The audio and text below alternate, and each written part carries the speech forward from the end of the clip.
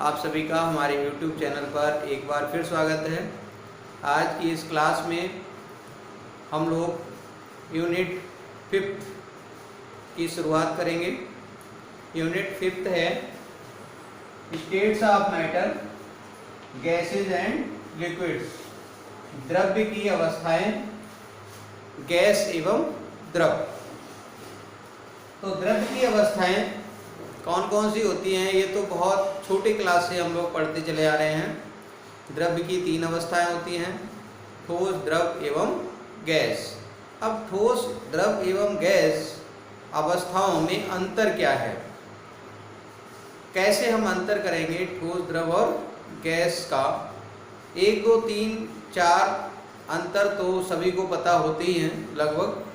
आज हम बहुत से अंतरों के बारे में जानेंगे, या ठोस, द्रव, गैस क्या हैं, अवस्थाएं कैसी हैं, क्या क्या उनकी विशेषताएं हैं, उन सब का अध्ययन करेंगे। अब देखिए पहली विशेषता क्या है। पहली विशेषता है इनकी अंतराकणीय बलों, अंतराकणीय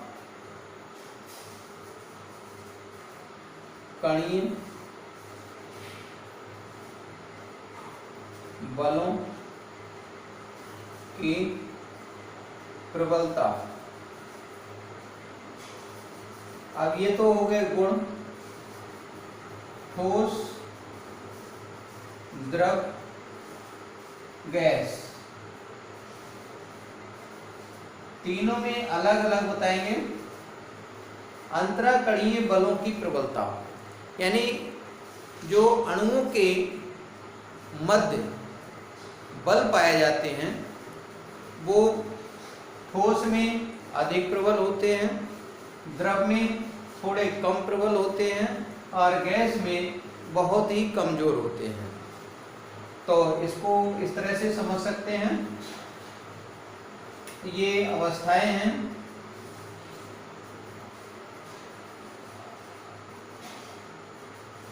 द्रव्य की अवस्थाएं, द्रव्य की अवस्थाएं, और अवस्थाएं 3 हैं। देखिए इसको इस तरह से हम सारणी को बना सकते हैं।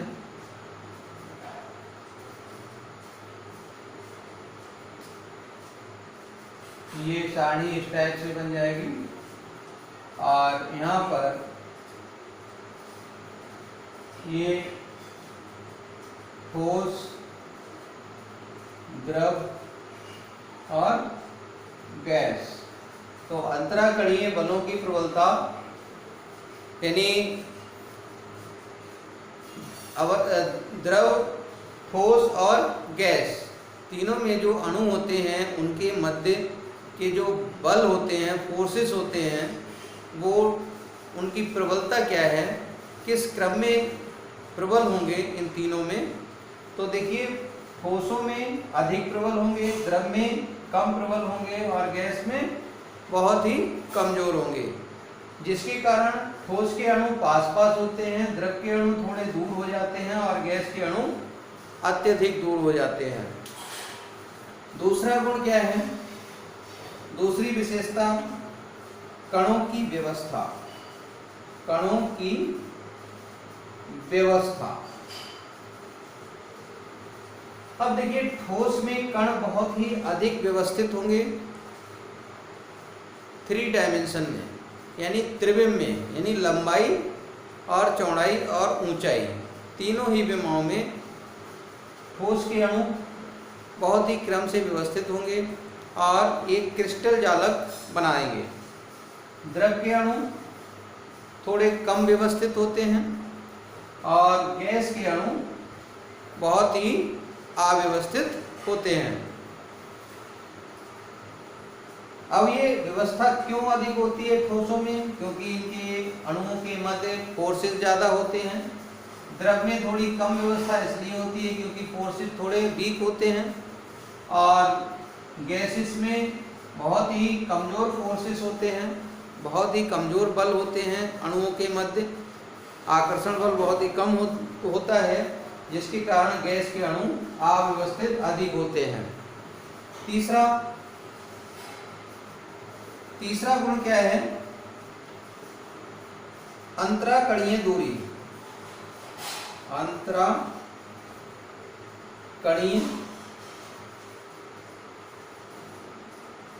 दूरी, इसका मतलब क्या हुआ कि जो अणु होते हैं उनके बीच दूरी कितनी होती है? तो ठोस में बहुत ही कम, गैस में थोड़ी अधिक होते हैं, यानी दूर दूर थोड़े होते हैं ठोस की अपेक्षा। द्रव में अणु थोड़े दूर होते हैं, गैस में बहुत अधिक दूर होते हैं।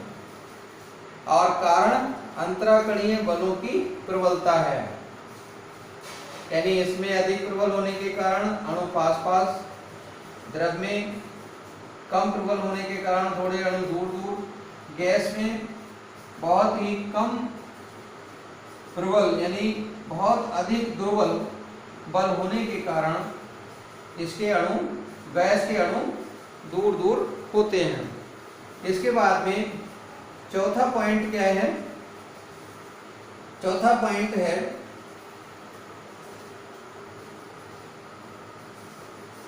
कणों की स्थानांतरीय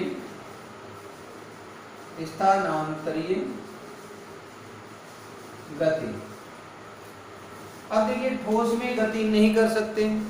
ठोस में जो कण होंगे, जो अणु होंगे, वो अपने स्थान पर घूर्णन गति कर सकते हैं या फिर अपने स्थान के इधर उधर कंपन गति कर सकते हैं।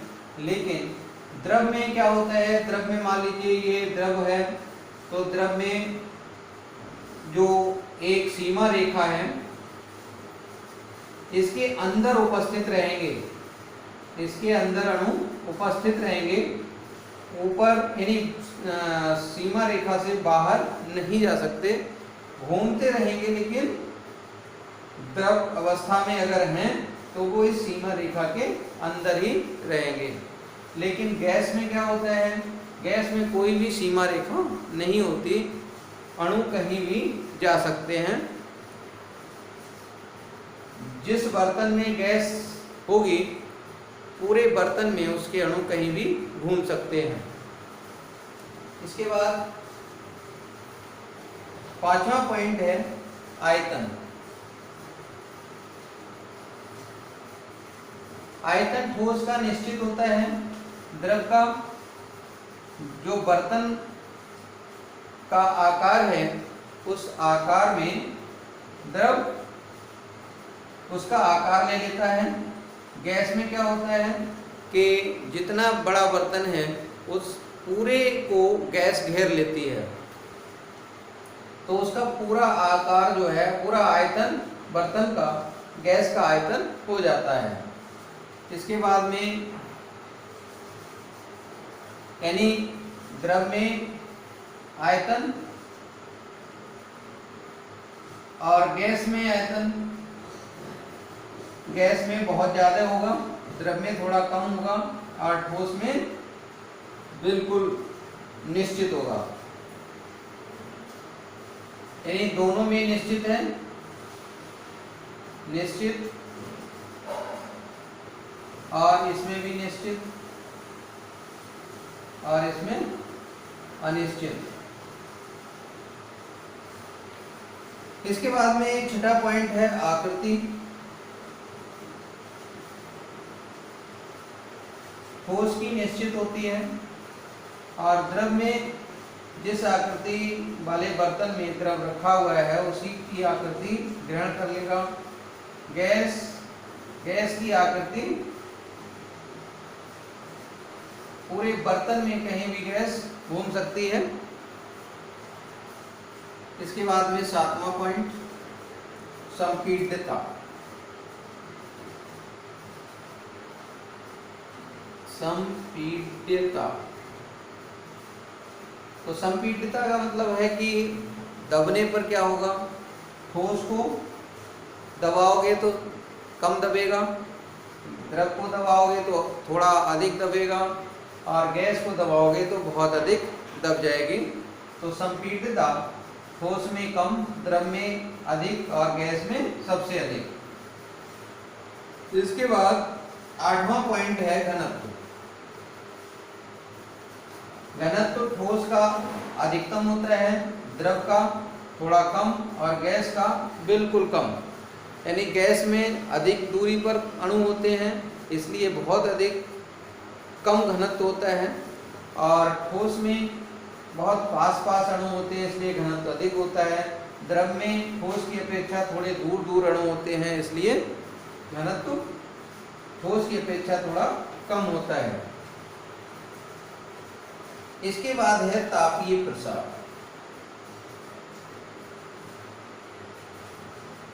तापीय प्रसार ठोस में बहुत कम होता है, द्रव में ठोस से थोड़ा अधिक होता है और गैस में सबसे अधिक होता है। और अगला पॉइंट है बहने का गुण। बहने का गुण, ठोसों में बहने का गुण नहीं पाया जाता, द्रव में बहने का गुण पाया जाता है और गैस में भी बहने का गुण पाया जाता है। इसके बाद में तल।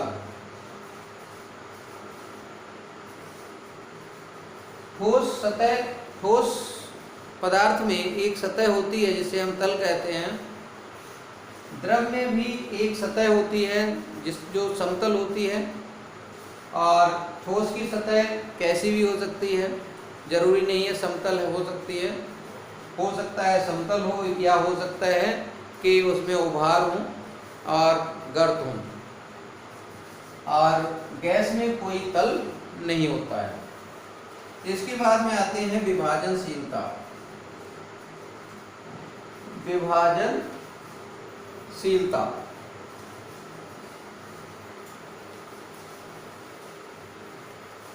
तो 10वां और 11वां पॉइंट में 10वां पॉइंट दिख रहा होगा और 11वां पॉइंट है तल। अब देख लीजिए, इसके बाद 12वां पॉइंट है विभाजनशीलता। विभाजनशीलता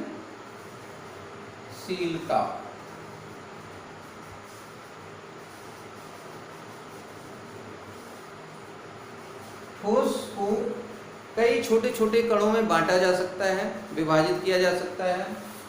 द्रव का विभाजन भी हो जाता है। ठोस को अगर हम विभाजित कणों में कर दें तो वो जुड़ने में उसके कणों के जुड़ने में कठिनाई होती है।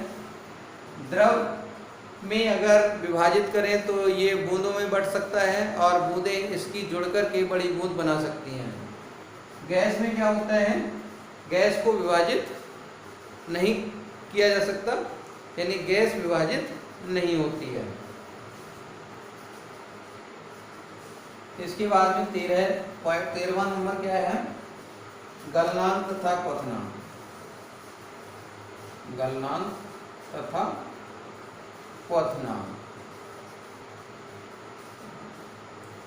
ठोसों का गलनांक निश्चित होता है और द्रवों का क्वथनांक निश्चित होता है और गैस का क्रांतिक ताप निश्चित होता है।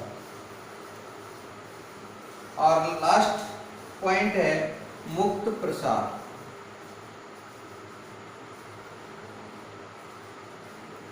ठोसों में प्रसार मुक्त प्रसार नहीं होता, मुक्त रूप से ये अब प्रसार नहीं बढ़ नहीं सकते। द्रवों में भी जो है मुक्त प्रसार बहुत ही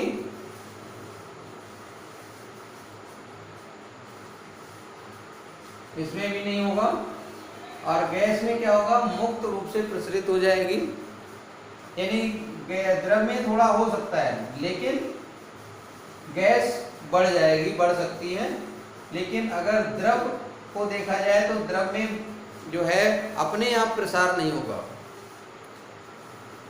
यदि हम टेम्परेचर दें तभी इसका प्रसार होगा।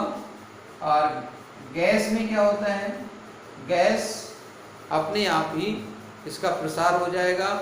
जैसे ही बर्तन को हम थोड़ा सा उसमें लीकेज करेंगे और ये पूरे जितनी जगह होगी उस पूरी जगह में ये फैल जाएगी, प्रसरित हो जाएगी।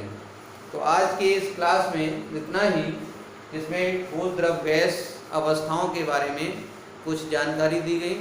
और नेक्स्ट क्लास में फिर मिलते हैं। चैनल को सब्सक्राइब कर लें, बेल आइकन को प्रेस कर दें ताकि लेटेस्ट वीडियो की नोटिफिकेशन आप सभी को मिलती रहे। That's all.